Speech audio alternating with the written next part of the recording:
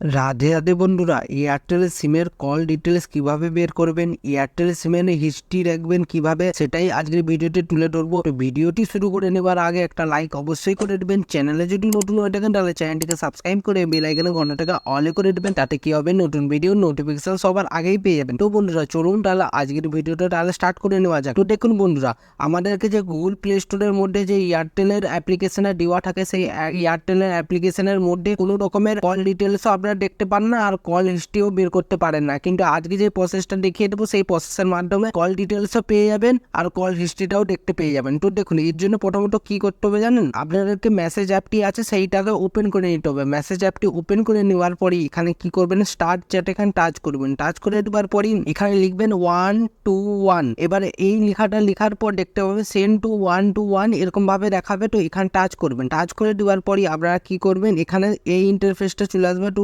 Text মেসেজে এখানে touch করবেন। টাচ করে দেওয়ার পরই এই লেখাটা আপনারা পেস্ট করবেন। এই লেখাটা আপনাদেরকে বলে দিচ্ছি কি লিখতে হবে। এখানে EPREBILL আর আপনারা যেই মাসের কল হিস্ট্রিটা দেখতে চান সেই মাসটা দিয়ে দিবেন আর আপনাদের জিমেল আইডিটা এখানে দিয়ে দিবেন। এবার এখানে একটা মেন গুরুত্বপূর্ণ কথা বলে দেই, আপনারা এই মাসের মানে কারেন্ট মাসের আপনারা কোনো রকমের কল হিস্ট্রি বা কল ডিটেলস দেখতে পাবেন না। তার কারণ এটা রানিং মাস চলছে, সেই জন্য দেখতে পাবেন না। কিন্তু এর আগের মাসে দেখতে পারবেন। যেমন আমি আপনাদেরকে একটু উদাহরণ হিসেবে বলে দিচ্ছি, জানুয়ারি, ফেব্রুয়ারি, মার্চ এইসব মাস, যেই সব মাস চলে গিয়েছে অলরেডি সেই সব মাসেরই দেখতে পাবেন। যে আর কারেন্ট মাসের এখন যেহেতু রানিং করছে ওই জন্য ওটা দেখতে পাবেন না। তো এইটা লিখে দেওয়ার পরে এখানে সেন্ড এখানে টাচ করবেন। এয়ারটেল সিমে সেন্ড করে দেওয়ার সঙ্গে সঙ্গে আবারও সেন্ড অপশন চলে আসবে, এখানে সেন্ড করবেন। সেন্ড করে নেওয়ার পরই দেখতে পাবেন অটোমেটিক এয়ারটেলের টিমের পক্ষ থেকে একটা নোটিফিকেশন চলে আসবে। এখানে মেসেজ, এখানে প্রথমে আপনার এয়ারটেলের সিমের নাম্বারটা দেখতে পাবেন আর আপনারা কোন মাসের কল ডিটেলস দেখতে চাচ্ছেন সেইটা এখানে মাসটা শো করবে আর আপনার জিমেল আইডিটা শো করবে